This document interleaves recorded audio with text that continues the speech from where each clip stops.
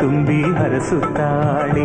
ಅಮ್ಮ ಅಮ್ಮ ಎಂದರೆ ಅನ್ನ ನೀಡುತ್ತಾಳೆ, ಹಸಿವು ಎಂದೋರ ಹೊಟ್ಟೆ ತುಂಬಿ ಹರಸುತ್ತಾಳೆ.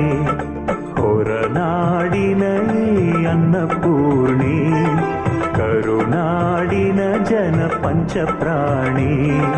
ಹೊರನಾಡಿನ ಈ ಅನ್ನಪೂರ್ಣಿ, ಕರುನಾಡಿನ ಜನ ಪಂಚಪ್ರಾಣಿ.